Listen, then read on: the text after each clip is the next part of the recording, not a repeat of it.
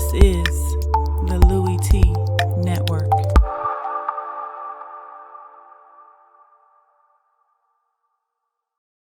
I'm ready for some football. I don't know about you. Who else could it be but your man Lou? Yeah. Overtime! So we head to overtime. Who else could it be but me, your man, Louie T? Welcome to Sunday Night Football Overtime. Week 5 edition. Green Bay Packers taking on the New York Football Giants. Go, Pack, go! Go, Pack, go! Packers coming off of a bye week. Meanwhile, the Giants trying to get off of the Schneid 2-game losing streak after starting the season at 2-0. Could they find a way to go on the road in a tough environment on Sunday Night Football and win? We will talk about this game in its entirety here in a second. But first and foremost, welcome to the channel. For those of you who are new, for those of you who aren't, welcome back, man. Appreciate you joining me. For those of you who are brand new, welcome to the Louie Tee Network. Subscribe to the Louie Tee Network for more great content in 2016 and beyond. I'm also on Twitter. @InTheLabRoom is the Twitter handle. As you can see, all of my social media platforms scrolling up above. Make sure you go ahead and give me a follow on Twitter. I'm also on Facebook. In the Lab Room is the Facebook page. Go ahead and give me that thumbs up and like the Facebook page as well. So with that being said, Packers able to continue their winning ways, go to 3-1 on the season with a nice win. It wasn't pretty, but as usual, it was gritty and it was a W. We'll talk about that win to get them to 3-1. And they don't have any room for error right now with the Vikings playing as well as they are at 5-0. Packers could not afford to drop a game at home against a struggling Giants football team. They had to have this one, and they found a way to get it. Meanwhile, the Giants continue to struggle offensively. That's been the story of this team this season, especially in the losses. The defense has been good, and I thought they were good again tonight. We're going to jump into that in a segment I like to call Likes, Dislikes, Banana in the Tailpipe. Like, dislike, banana in the tailpipe. What y'all, the second team? We're the first team. Yeah, we're not gonna fall for a banana in the tailpipe. You're not going to fall for the banana in the tailpipe? So let's jump into the likes, dislikes, banana in the tailpipe for this game. And as always, we start with the road team and the likes for the first half. So we'll go to the New York Giants in this game and the likes that I have for them in the first half of this ball game versus the Green Bay Packers. The G-Man getting an interception, Janoris Jenkins with a huge play. This one was probably one of the bigger plays of the game because it took points off the scoreboard. An interception down inside the red zone for Janoris Jenkins. And it was one of those crucial moments of the game. Packers had it going early. They had already scored on their opening possession of the game. They're back down there again. You feel like this is one of those situations where if you don't do something early in this game, this thing can get away from you before you even get a chance if you're the Giants. And this was a huge play by Janoris Jenkins, getting the interception, taking at least 3 off the scoreboard. With Aaron Rodgers, 7 might have been coming. Huge play by Janoris Jenkins to take that point scoring opportunity off the table. Dwayne Harris with a nice kickoff return. Again, anytime you can try to get something big on specials, it always helps. We see the Vikings, seems like week in, week out, getting huge contributions from Marcus Sherrills and guys like that. There are a lot of punt returns in the league today. A lot of guys taking punt returns to the house. And Dwayne Harris almost made himself a huge player in this game with a nice punt, kickoff return. And that's why they brought him in. That's a huge part of the reason why they brought him to New York, wrestled him away from a divisional rival in the Cowboys, is because of what this guy brings to the table from a special teams standpoint. And he almost broke one for a score, but gave them great field position that the Giants would ultimately squander. But Nice little opportunity there with some great field position provided to them by Dwayne Harris. Janoris Jenkins with his second INT, and I was one of the people that said, hey, you overspent for Janoris Jenkins. Not a huge Janoris Jenkins fan, but he earned his money tonight, played an outstanding game against the Packers. Part of the reason why Aaron Rodgers was not as sharp tonight is because of the coverage that Janoris Jenkins provided on the night.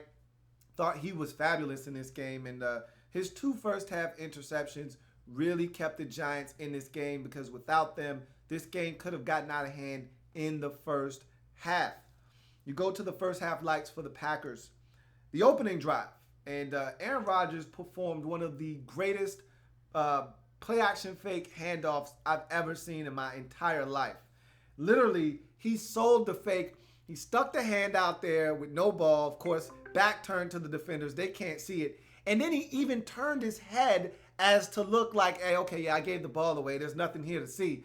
And he's kind of walking away, and he just gave the whole illusion. I mean, it was like a magic trick. It was gorgeous. Best play-action fake I've ever seen. Best fake handoff ever.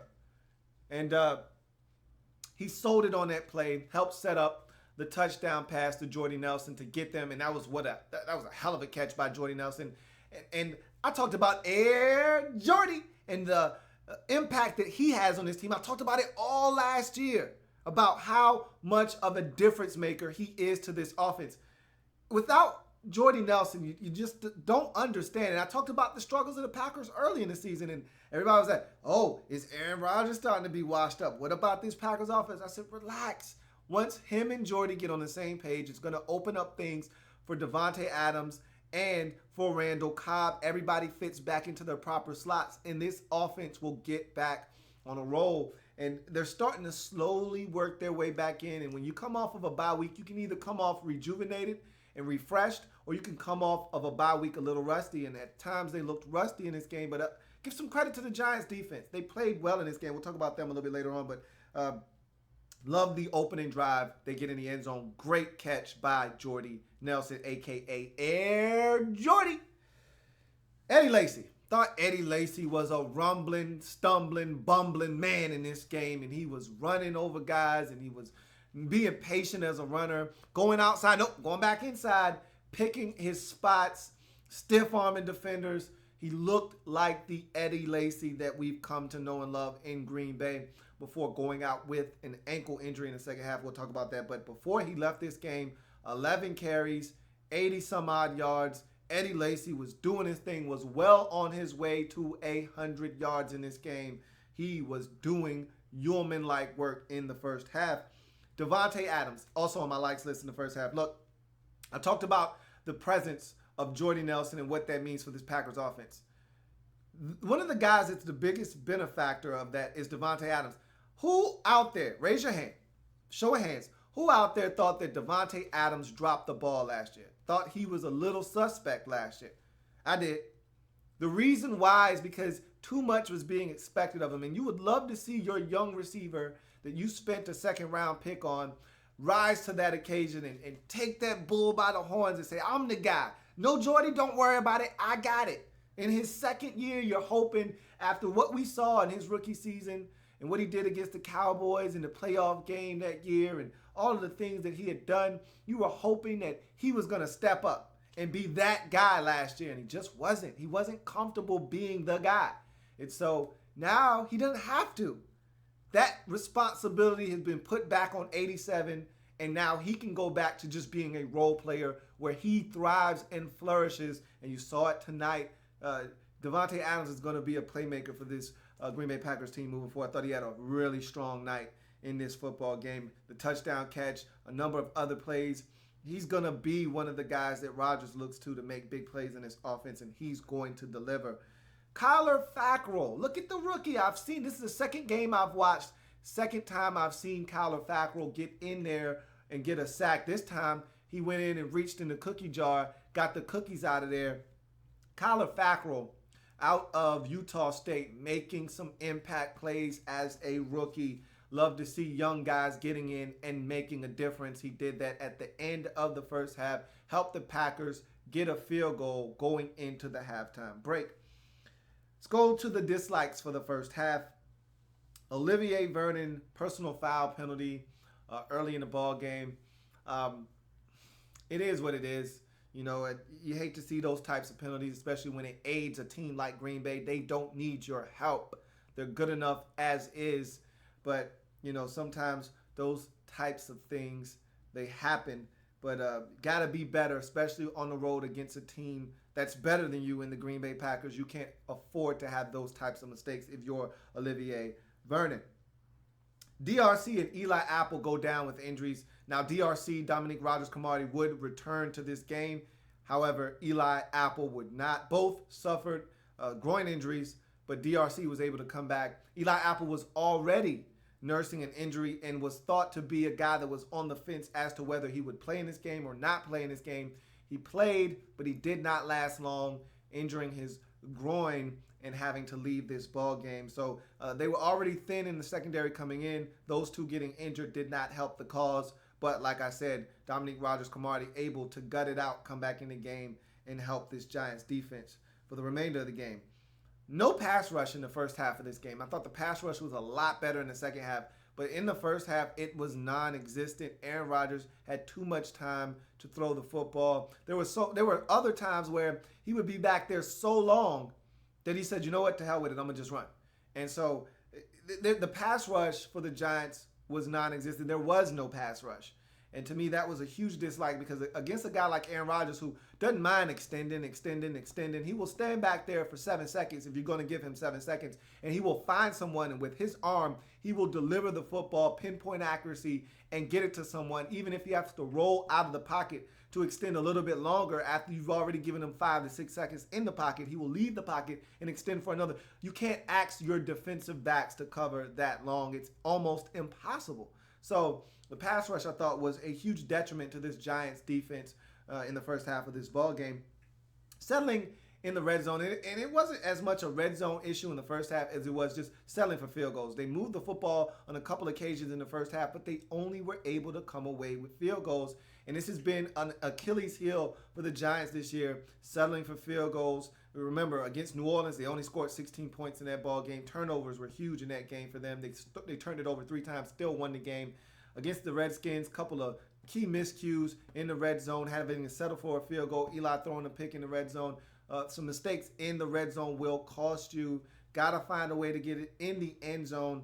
Not necessarily in the red zone in this game, but just settling for field goals on as a whole going to hurt you in this league. Giants with 1 touchdown in this game and 3 field goals. That's not going to be a team the caliber of the Green Bay Packers. Eli Manning misses Will Tye.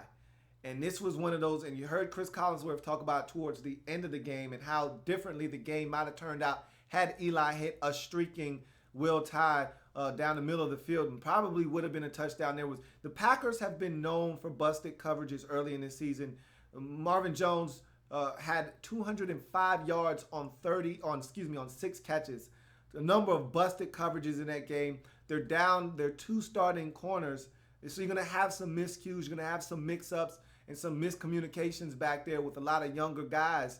And this was an opportunity. And again, these types of teams, you're not going to get those opportunities. I talk about the NFL quarterbacks and the guys that separate themselves in this league. When you get open receivers, you have to hit them, because in this league, you don't get those opportunities very often. When they come, you must take advantage. Eli Manning knows better. Can't miss Will Tye there. Has to hit that pass.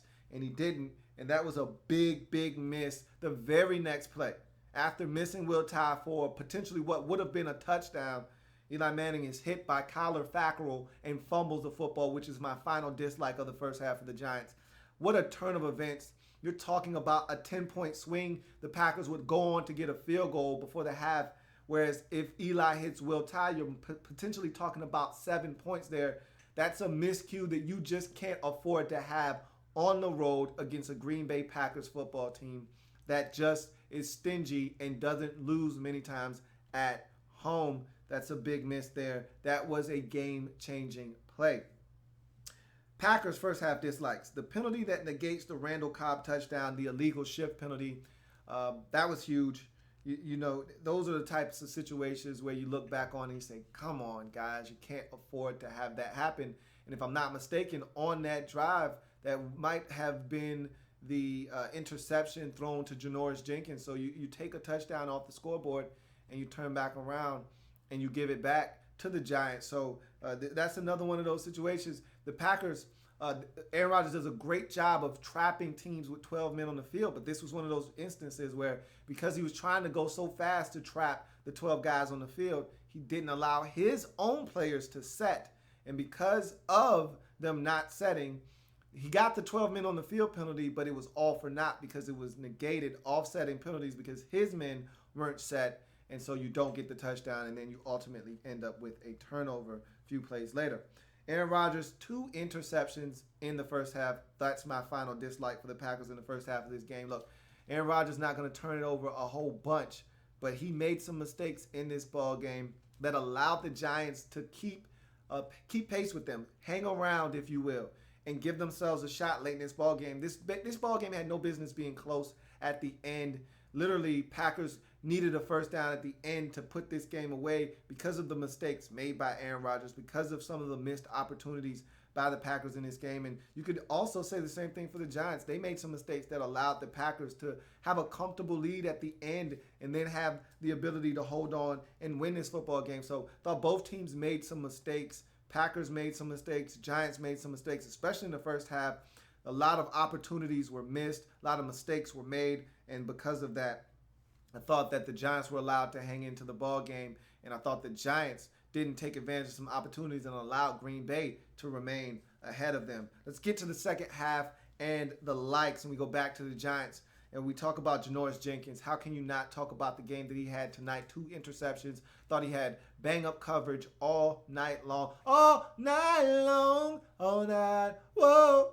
All night long for Janoris Jenkins out there playing ball. And like I said, I'll be the first to admit when I'm wrong. I wasn't a huge fan of the signing. I said he's not garbage, but he's not an elite number 1 corner. He played like it tonight, and that's money well spent if he's going to continue to play this way for the Giants moving forward. Thought he had an outstanding day, the best he's had as a New York Giant. 2 interceptions of Aaron Rodgers in this ballgame.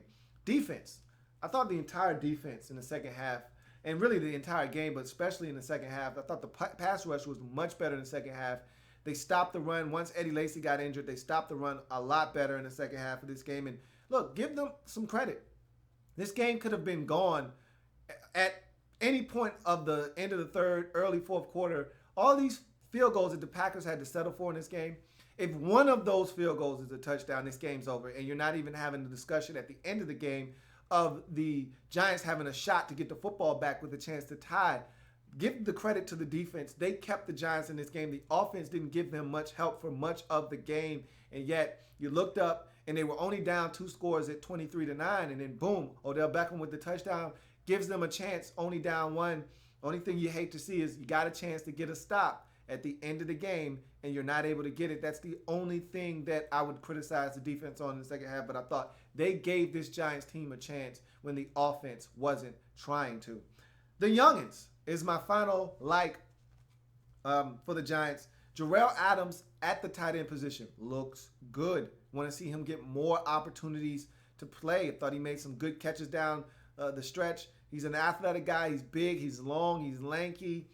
He's not the most fluid athlete, but he's so big and long that he takes big strides. Thought he made some good catches at the end. I'd love to see him get more opportunities on the field. He's a big target for Eli Manning. Hard to miss a guy that's 6'5" with as long of a wingspan as Jarrell Adams has. Like to see him play a little bit more. And then Paul Perkins. We talked about P-Square last game and the big screen that he caught versus the Minnesota Vikings. He continued to show why he needs to get more touches. You're missing a ton of backs right now. No Rashad Jennings, no Shane Vereen. Paul Perkins should have been in the game more, I believe.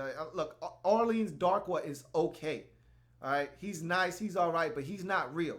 Put Paul Perkins in there, let him tote the rock a little bit, let him catch it out of the backfield a little bit. I know he's not adept at pass protection and he's not a guy you want in there on third downs. Fine.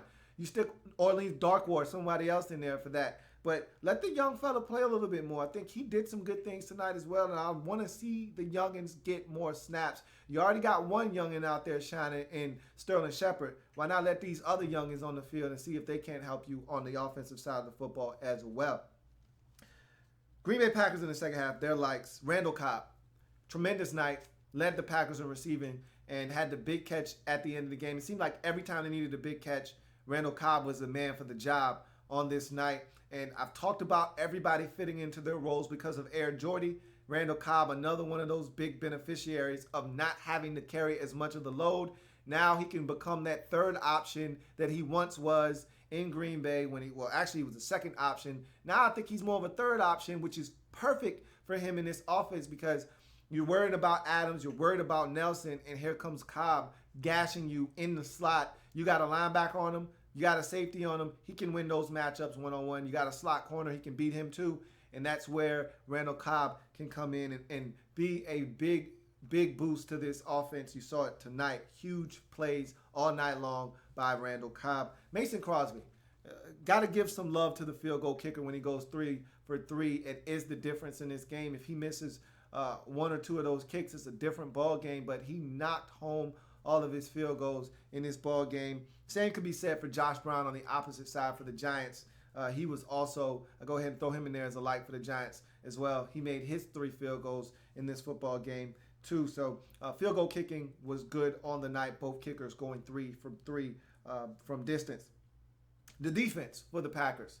I thought they really did a good job of keeping Eli Manning off balance, making him uncomfortable, not giving up a bunch of rush yards. You know, Packers are one of the best run-stopping defenses in the entire National Football League, and they showed that again tonight, being very stingy on the ground, forcing the Giants to be one-dimensional. Not to say that the Giants are a good rushing team anyway. They don't run the football that well anyhow, but to take that whole element out of the equation and force Eli to have to beat them with his right arm, and we've seen how skittish Eli has been throughout the last couple of games.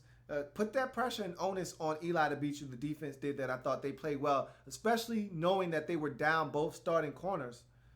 That's a really good sign for the Packers that their young guys like Quentin Rollins can step in there, and the young rookie out of Miami can step in. Gunter can step in and give you quality snaps. You got to feel good about that. And those guys stepped in, and it was a seamless transition. I thought Micah Hyde was a star in the slot tonight, and I love Micah Hyde.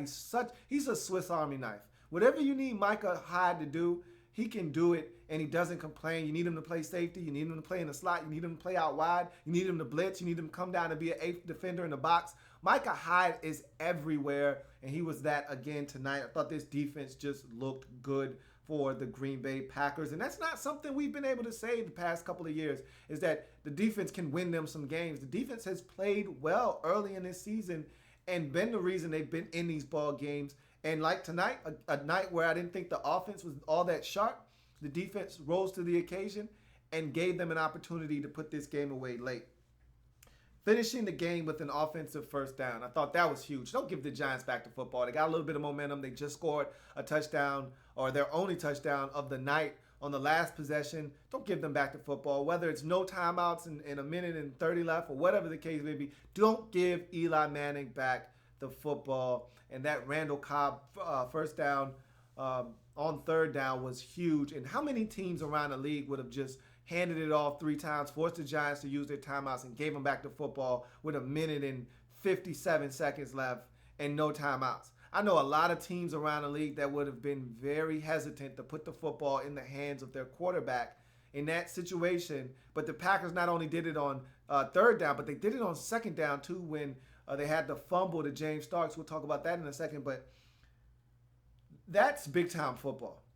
That's ballsy football. That's winning football.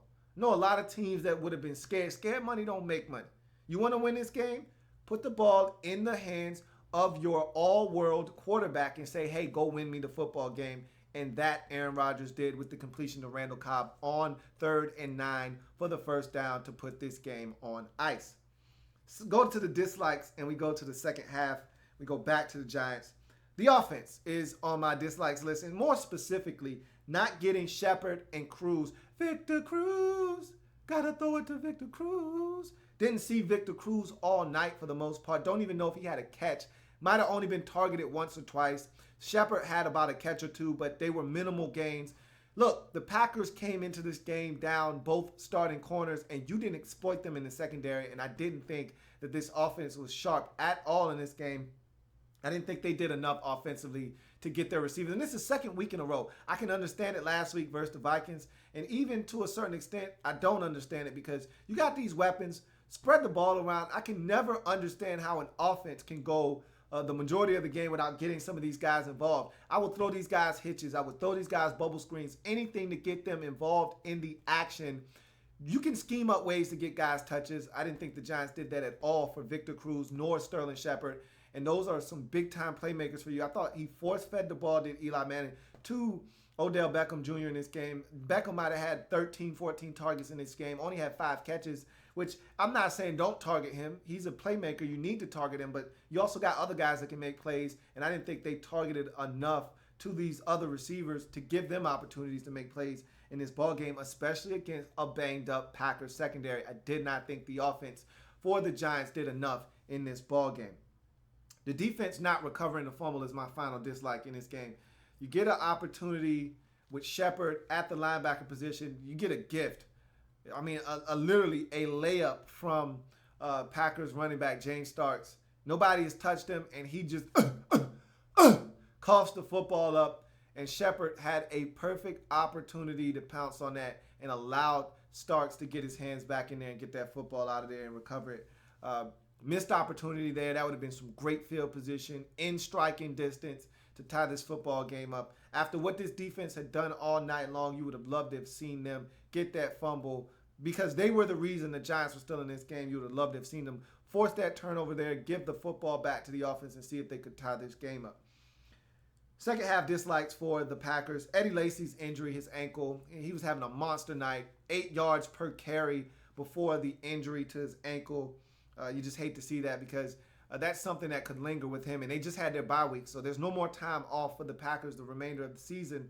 That's the thing that sucks about an early bye week is that once you take that bye early in the season, you know, a team like the Eagles were 3-0, go on a bye, come off the bye, they lose. They were hot, they had momentum, you go on a bye, and they just killed their whole mojo. You hate these early season byes, but what can you do? He's got an injury now. Hopefully he's able to heal that ankle up because I think there's a huge drop-off. Didn't used to be this way, but I believe it's this way now. I think it's a huge drop-off between James Starks and Eddie Lacy. I think it's time the Packers start looking for a better option as a backup running back. Didn't think that James Starks was all that impressive tonight. Settling for field goals. Thought the Packers got down there a number of times and had to settle for field goals. 3 on the night for Mason Crosby. At least one of those should have been a touchdown, but they had to settle. I can remember vividly one time on a 3rd down, the Giants came with a beautiful safety blitz and forced Aaron Rodgers to get rid of the football. He threw it to Jordy Nelson on the back, shoulder fade, but it wasn't there, and they had to settle for a field goal. They got to find ways to get in the end zone. They allowed the Giants to hang in this game because they kicked too many field goals. And James Starks' fumble late could have been a catastrophic turn of events had that football been recovered by the Giants. James Starks has always been a guy that hasn't been afraid to put it on the carpet, but that was the most inopportune time to fumble. He did that, and it could have cost his team dearly. Luckily enough for him, he was able to recover his own boo-boo and give the Packers a chance to pick up the 1st down, which they would do on the very next play. So, those are my likes and my dislikes. Banana in the tailpipe. I feel like the Giants' offense is going to get better. I'm convinced that this defense is much improved. Okay, I've seen enough. I've seen this defense for what it is.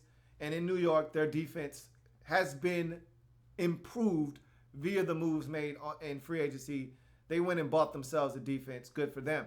But this offense has been spotty at best. Inconsistent as the day is long. They've got to be better. And I think they will. There's no way the Giants, with all that offensive weaponry, unless the offensive line continues to struggle, and I'm not a huge fan of their left tackle, Eric Flowers. I've already said that. Unless they continue to struggle up front on the offensive line, there's no reason they should struggle. And when they get Shane Vereen back, I didn't realize how much of an impact player he was for them and how big of a part of the offense Shane Vereen was. But since he's gotten injured, they haven't been the same offensively. And I'd like to think that they could just put a guy like Paul Perkins in there and get some mileage out of him. And Bobby Rainey hasn't been all that bad, but they got to be better offensively. And with Victor Cruz, Sterling Shepard, and Odell Beckham Jr., there's no way the Giants are going to continue to struggle like this all season long offensively. I'm not falling for the banana in the tailpipe that these guys can't score points all of a sudden. They're going to get better offensively. I think they're going to get better. So I'm not falling for that banana in the tailpipe. And same with the Packers. Thought they weren't all that great. Aaron Rodgers was not that efficient tonight. I think they're going to be better offensively too. I think as time passes and they continue to build the trust that they once had and they start figuring out that injury to Jared Cook hurts them because they had so many different things they wanted to do with him at the tight end position. I think they're going to figure it all out, and they're going to start being an offensive juggernaut again. Remember, right before the bye, they scored 31 points in the first half versus Detroit. This team can score. They can rev it up. I just didn't think they had a sharp night, and I don't expect them to continue to have nights like this. They get opportunities to score touchdowns. I expect the Packers to score touchdowns moving forward. Let's get to where this game was won. Well, wake her ass up! We're gonna win tomorrow! I'll be over here, like, winning. Duh. So, looking at this game and what the Packers were able to do, get the win 23-16, I thought where this game was won was up front by this Green Bay Packers football team. Running the football effectively with Eddie Lacy in the first half, protecting Aaron Rodgers in the first half, and getting pressure on Eli Manning in the second half of this game, making him uncomfortable. They won in the trenches. They stopped the Giants' run game. They got after Eli Manning. They made him uncomfortable. They sacked him, forced a fumble, was able to turn that into 3 points. They made plays in this game up front. Remember, the secondary is banged up. They're young. They made some mistakes in this game, but because of the pressure up front that Eli Manning felt and was never really comfortable, that, to me, is where this game was won. And you could even take it a step further. You get opportunities to hit on some plays. Eli Manning missing Will Tye over the middle of the field can't happen in a situation where you're not going to get many opportunities to hit a busted coverage and go for a 55, 60-yard touchdown strike just like that on this Packers defense. And they squandered that opportunity. But to me, this game was won in the trenches. Packers up front got pressure on Eli Manning. The Giants didn't do enough to affect Aaron Rodgers. Now, Aaron Rodgers did have 2 interceptions in this game, but I didn't think that when the game was on the line, when they needed to get after Aaron Rodgers, they couldn't do so, and he was able to do enough to give them the win in this game, 23-16. That being said, I've said my piece. I've said what I needed to say. Let's wrap this thing up and get the word of you, the viewers out there, as to why the Green Bay Packers were victorious and what this means for both teams moving forward. Let's wrap Sunday night up. What the hell? Yo, the sign is real simple, B. It says wrap it up. Wrap that shit up, B. So, we're going to go ahead and get to some of your comments. I know you guys are in there just chatting away. So, we're going to get to your comments and see what you guys have to say. BE says 9-4 with my predictions so far. You're doing great, man. It's another lackluster week for me, but my Redskins won, so I just feel dynamite, man. It's hard for me. I almost played reverse psychology with my picks because I didn't pick my Redskins. I actually thought we were going to lose, but I said to myself, I should have picked us, but I said if I pick us, we're probably going to lose. So if I don't pick us, it's a win-win for me because if they lose, all right, I get a W in the win column for me. But if we win, I feel good about that. Hard for me to feel bad about a Redskins win, you know what I mean? So definitely get that. My man Sean Mack says that was sloppy as hell for both teams. It was. I thought both teams missed opportunities. Both teams made a ton of mistakes. It was a very sloppy football game, but sloppy ones count too, man. You get W's and L's for those as well. And Packers, we won't care next week that the Packers were sloppy in this game. We'll just care that they won the football game, and that's all that matters. You know, as fans, we overanalyze in the moment, but next week, this time, nobody will be talking about the Packers and how sloppy they were last week in a win over the Giants. They'll just say, hey, they beat the Giants last week. And so that's all that matters, man. Just get the W, stack them up like bricks, and we'll sort it all out at the end of the season. And that's what the Packers were able to do tonight. Enrique Valencia says, what has happened to Aaron Rodgers' accuracy? He had all day in the pocket and still missed a bunch of throws. It wasn't necessarily his accuracy that was off. It was just guys weren't getting open. Give some credit to the Giants secondary, man. Those boys play ball, man. Like, Landon Collins is good. Dominique Rodgers-Cromartie is good. You saw Janoris Jenkins playing ball. Don't sell this Giants secondary short. They're good football players. And even though he had a ton of time, guys weren't getting open. And what you got to realize about Aaron Rodgers, he's not gonna force things. That's why you don't get a lot of picks. He forced some things tonight, and that's not Aaron Rodgers. But you can't tell me that you didn't see that throw to Jordy Nelson on the sidelines for a first down late in the ball game. Come on, man. Who else is making that throw in the league? Like, don't question the man's accuracy. It's still there. It's just that it was some good coverage down the field. There wasn't a lot there for him tonight, and so. It's all good, man. Aaron Rodgers is still Aaron Rodgers. The completion percentage may say otherwise. You look at his numbers, 23 or 45, barely over 50% accuracy in terms of completion percentage. That's not Aaron Rodgers-like numbers, but give some credit to the Giants defense. They played well. That's what I'm talking about. The Giants are legit defensively. The offense, too bad for them, not on the same par as that defense right now. BE says, anyone new here, follow this man. Hey, I appreciate that. I really do. Captain Spartan 04 says, did the Giants spend any money on their pass rush this offseason? I can't tell. They spent money. They spent a lot of money on pass rush. JPP, Olivier Vernon. The problem was the Packers have a really good offensive line. I remember once upon a time when the Packers had one of the worst offensive lines in the league. They got one of the better ones now. And even though the numbers don't bear this out, the Giants have been getting okay pass rush. Their pass rush isn't great.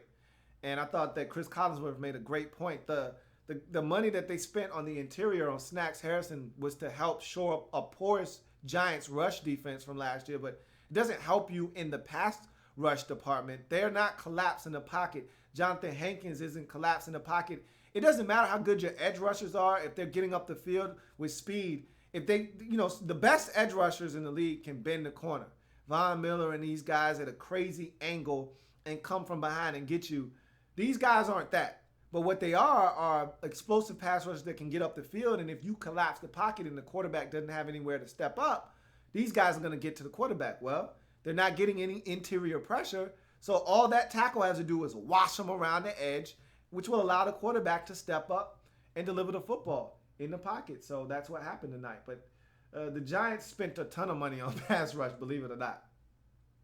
Captain Spartan 04 says, what happened to Clay Matthews? I know he got a sack, but he seems like he isn't the same. They ask him to do so much in Green Bay now. They move him around everywhere. Remember, last year, this guy was asked to move to inside linebackers because of all the injuries. They asked so much of Clay Matthews, and so he's still dominant in the run game. He's still dominant in the run game, and every now and again, he'll get you for a sack. But they ask him to do so much. They move him around so much. He wears so many hats on his defense. He's not the same guy in terms of getting to the quarterback. I don't know if he'll ever be that guy again, but he's still a guy that you have to account for on the offensive side of football defensively when you're playing against the Green Bay Packers.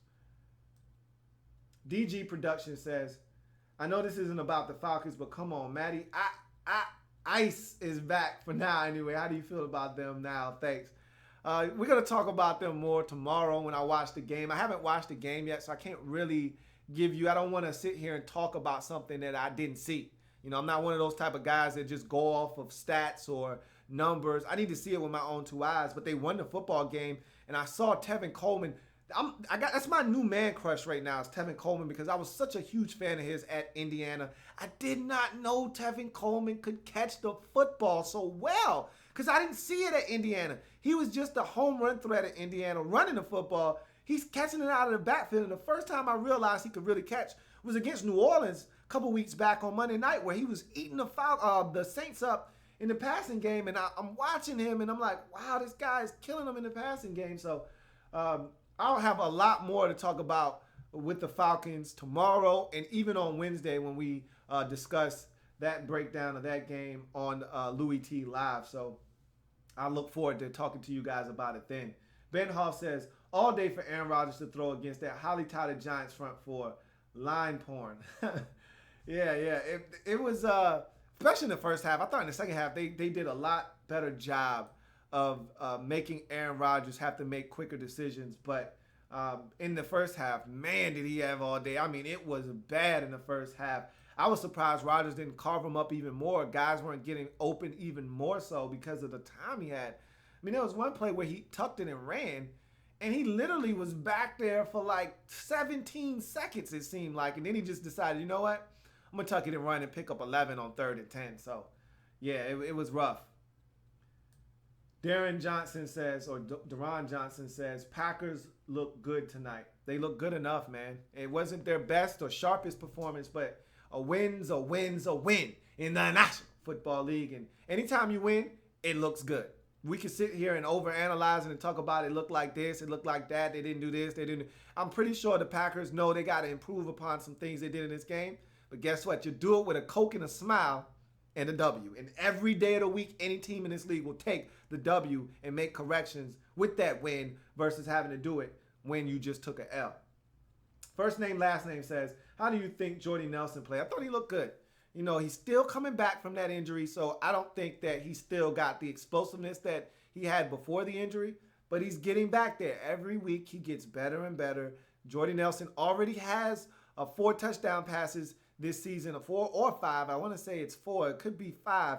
Either way, he's starting to get more acclimated. They still haven't gotten that back shoulder fade thing going yet because that deep ball hasn't gotten there yet. You see, Aaron tried him down the field one time, and I thought if the football was a little bit more well placed, might have been able to complete it. But nonetheless, he's starting to run again, and once he starts beating guys deep, then you're going to start seeing that back shoulder fade. And once they start hitting that back shoulder fade, that's when this Packers offense becomes lethal, because then it's so hard to defense 3rd and 8, 3rd and 7, 3rd and 9 against them, because you're looking for a go route, you're looking for something else, and they just throw the back shoulder fade in the corner.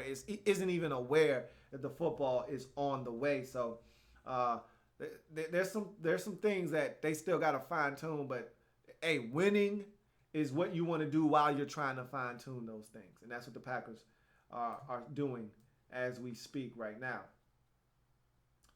Eagle Speed is a nerd says, if Redskins got blown out by the Browns 50-0 on a scale of 1 to 10, how much would you rage? I mean, I probably wouldn't rage. It just depends on how bad my team is. I think we're a good football team, so if we were to lose to the Browns 50-0 this year, yeah, I'd be pissed, because we're not supposed to lose to the Browns 50-0 this year. Now, in past years, there were years where we were horrible. 2009, we were horrible. 2010, we were horrible. We lose to the Browns 50-0 in those years. No reason to get mad. You stink. You're supposed to get beat by somebody badly because you're not a good football team. It just depends on what your level of expectations are for that team in that particular season. That's going to determine how upset you are. There's been seasons where I've been upset. You know, there's one video I know a lot of you remember when I threw my hat when we lost to the Rams. They shut us out at home. The Buccaneers, I went off when we lost to the Buccaneers a couple years back. They beat us 26-7, 27-7. Mike Evans went off in his rookie season, killed us. You know, but I mean, those things happen. You don't get beat 50-0 though, and you don't get beat by that much by a team. If you get beat 50-0 by the Patriots, okay, it's the Patriots. You don't get beat 50-0 by the Browns though. Nick Riley says, way too many drops by the Giants. I didn't think Eli was all that sharp either. I didn't think either one of the quarterbacks was all that sharp. And if you look at their completion percentages, they tell the story in this game as to how they were kind of off the mark. You know, balls behind guys. And I just thought both quarterbacks could have been sharper and gave their receivers more opportunities to make plays in this ballgame, and they didn't do that. Captain Spartan 04 says, in your opinion, how many Hall of Fame players are currently playing in the NFL? It seems like, to me, there's not many left.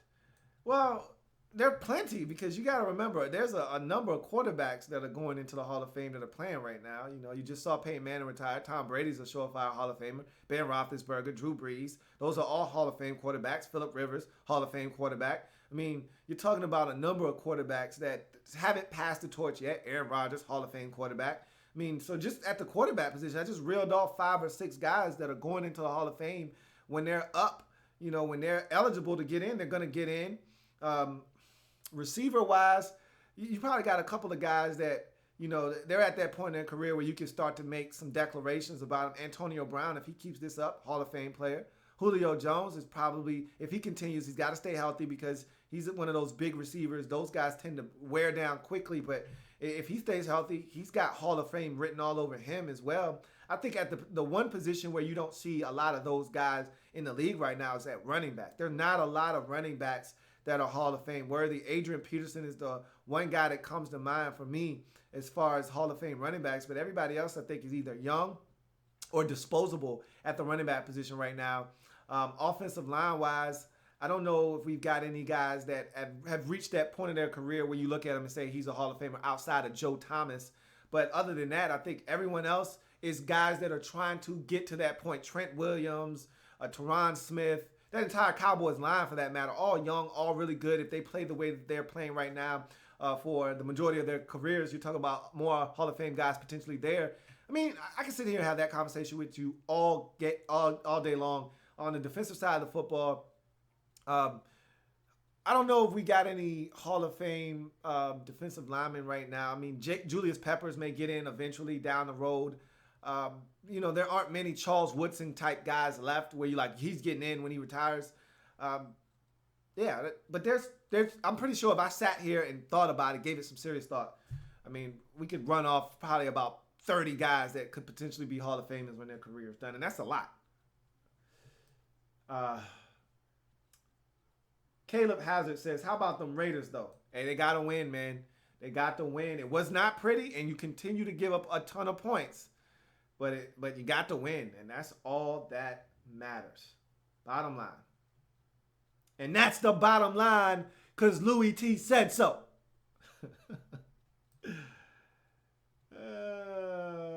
Let's see. Nick Riley says, bro, tell me how ESPN's still going to hate tomorrow and rank teams above us, yet we're the only undefeated. Because that's what they love to do. You're going to have people that still put the Patriots over you. They got Tom Brady back. If they didn't ever have Tom Brady suspended, they'd be undefeated. Look, don't worry about people giving you your just due as a fan. We make too much of what other people say. Let me ask you this. Do you know how good your team is? Do you know how good your team is? Don't worry about ESPN not giving your team credit. Don't worry about all these different publications putting the Patriots up here and putting this team there and that team there. Don't worry about any of that stuff. You know how good your team is, and they're just scratching the surface. They're going to get better because offensively they're going to continue to get better with Sam Bradford. They're going to be fine. Don't worry about what everyone's saying. You know how good your team is. Let them find out the hard way.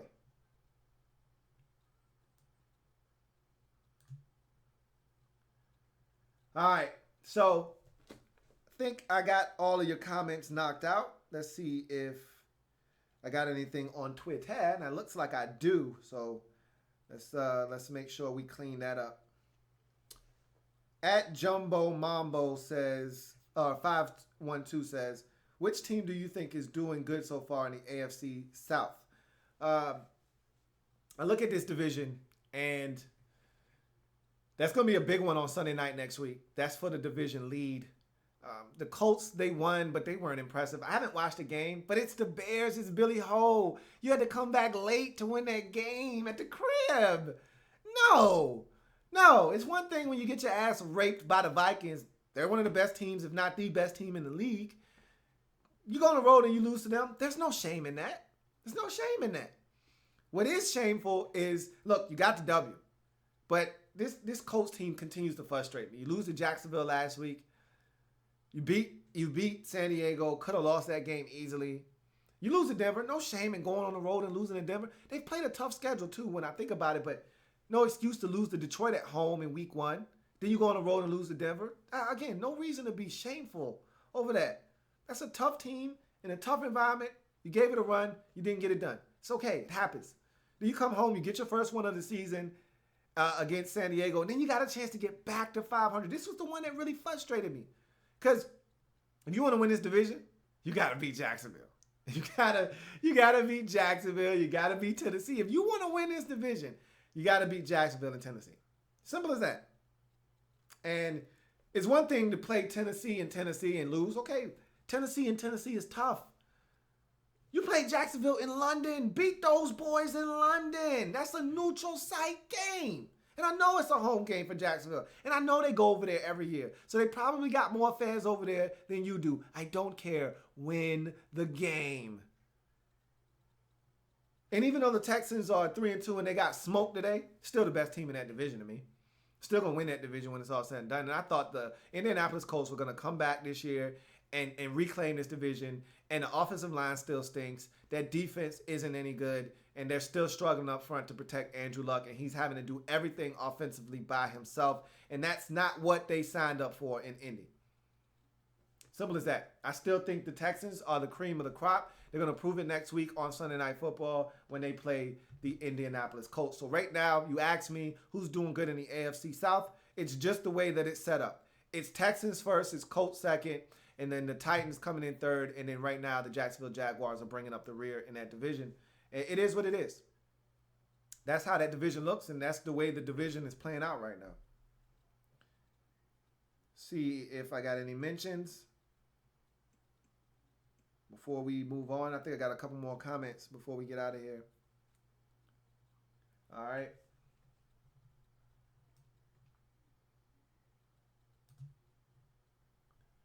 Let's see. Captain Spartan 04 says, should the Giants start to worry if they can't spread? They need to spread the ball around. Should the Giants start to worry if they can't spread the ball around? That's the point. That's the thing that frustrated me the most tonight is you got all these weapons. You got Victor Cruz. Victor Cruz. You got Victor Cruz. You got Sterling Shepard. And you got Odell Beckham Jr. Shame on you if you step to the old dirty Beckham. But yet you only throwing the football to Odell Beckham. I don't get it. You got these other two guys over there that can win. But yet you only throwing it to one dude. That's the essence of this offense. It's spreading it around. That's the reason that Pornstash got the job in the first place. Because last year, Eli was getting rid of the football quickly, spreading it around the receivers. Pornstash isn't having him do that this year for some reason. I don't understand why they're not spreading the football around, why Eli isn't getting rid of the ball as quickly as he was last year. But they're struggling in that aspect right now. They need to get back to spreading the football around and getting it out of Eli's hands quickly. He's holding on to the ball way too long. Caleb Hazard says, who wins the AFC West? Keep in mind, Denver lost by the same margin as Oakland against the Falcons. I don't know who wins that division right now. That's a toss-up because Denver, they lost the game, but they had a rookie quarterback in the game. Okay, they lost today, and I'm not taking anything away from Atlanta. I still want to see. I got to see the game before I can analyze. I just know they lost. Bottom line is they lost the game, but they still play defense. It's not like Atlanta went out there and lit them up and scored 35 like they did on Oakland. Oakland doesn't play any defense. They force turnovers. That's how they win games. The Chargers turned it over 4 times today. That's how the Raiders won that game. That's how they've been winning games. They still don't play any defense. They won that game and they gave up 31 points. Should have gave up 34, but the damn holder couldn't catch the damn football. Raiders don't play any defense, so that worries me. That worries me moving forward. But in any event, that's going to do it. I think I don't have any more tweets. So I think that's going to do it for me on this breakdown of the Green Bay Packers at home over the New York Football Giants, 23-16. Giants dropped this one, dropped to 2-3, under 500 for the season. They're the first team in the NFC, or the only team, I should say, in the NFC East right now that isn't currently holding a winning record. It's funny because, you know, I'm a big division guy. I got pride in my division. Everybody clowned us last year. We were the NFC least. Who's laughing now? We holding it down. The Giants are the only team in the division struggling right now. And so, look, I don't mind people inside our own division making fun of us. That's family. They can do that. But outsiders don't get a chance to crack jokes, man. You don't get to talk about my family. And so it's good to see the division rising up and busting chumps in their mouth. Even though I hate the Cowboys, I hate the Giants, I hate the Eagles. Good to see the Eagles put a spanking on the Steelers. Good to see the Cowboys put a spanking on these AFC dudes. Even though I would like to see them lose, at the same time, Respect my division, boy. Respect my division. Put some respect on that division name, man. NFC East means something. It ain't NFC least, it's NFC East beast. We the NFC beast and we back. All three of these teams in this division could make the playoffs in the NFC. We ain't playing around. Ain't no games out here, man. Love it. Love it. Captain Spartan 04 says, did you hear what the coach GM said? Yep, I heard what he said about, I talked to my man Enrique Valencia about it. He tweeted me and posted the link to the audio about it, and I actually went and checked it out. And that's Ryan Grigson. What do you expect? He's a clown. You know, I'm not going to even worry about what he's talking about. He's a clown. I told you, I thought he should have been canned at the end of last year. His situation and the Colts front office, the Chargers front office, and the 49ers front office are all up there in terms of the worst run franchises right now. I know you're going to say the Browns. What about the Browns? Nah, the Browns, I think they figuring some things out up there. You know, with Sashi Brown and John D. Podesta and those guys. I think they figuring some things out in Cleveland. They heading in the right direction, but I still got questions about the Chargers and the way they doing business right now. And then I turn around and I look at the Colts and I see the dysfunction in their front office, and then I see the 49ers and the dysfunction in their front office. And I look at these teams and I say, you can't win when you got that kind of dysfunction up at the top. And the Colts, that's why they're 2-3 right now. You can talk about the product on the field. The product on the field looks the way it looks because of the guys in the front office, them putting that product on the field, them not putting an adequate offensive line in front of Andrew Luck, and then trying to blame him for the contract that he got as to why they don't have defense and why they can't protect him. Andrew Luck just got that contract this offseason. The line and the defense has been bad for 3 years. What are you talking about, man? Shut up. So, that's going to do it. I got one question. This is my last one. Chargers head coach fired or nah? They told him going into this game, he had 2 weeks to figure it out, to fix it. They lost again in the same fashion that they have been losing all season long. I don't think Mike McCoy is going to make it through the season. Nah, I don't think he's going to make it. So, yeah, he's going to get fired, man. Unfortunately, they could easily be 4-1, 5-0 right now. It's crazy to say that a team that's 1-4 could be 5-0. But if you look at their losses, except for this Raiders game, the Chargers have been in the lead with 2 minutes left in the fourth quarter of every game this season, except for the game they played this Sunday with the Raiders. And they had a chance to tie that game with under 2 minutes with a field goal that Drew Kaiser couldn't catch and put down so the kicker could kick it. Yeah, he's going to get fired, man. Unfortunately. But that's going to do it for Sunday Night Football overtime.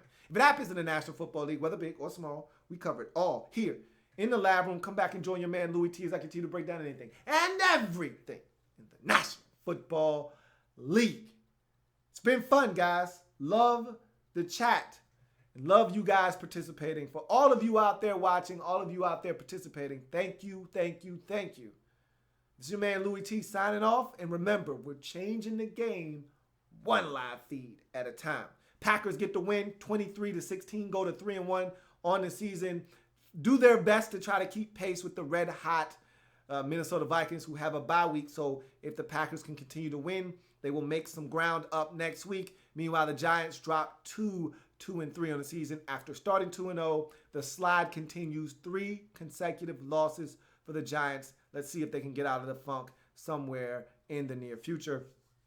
I'll see you guys next time. Tomorrow, lockdown coverage, breaking down these games as I watch them. I will see you tomorrow. Have a good one. Adios. Broncos won the Super Bowl when Peyton Manning retired. 49ers won 5 games and Tom Sula got fired. RG's in Cleveland and my Rams hit the West Coast. Be sleepless in Seattle cause that 12 man ain't beast mode. Oh yeah. I knew it was something I forgot to mention. Yeah. Old Tom Brady about to get that suspension. Yeah. I know the Pats fans probably think that's whack. Yeah. But at the end of the day, your balls was flat. It's that time again. It's that time again. To go hard in the offseason. Cause we trying to win. We gon' go so hard, we don't take no days off. Hopefully one day it's all gonna pay off.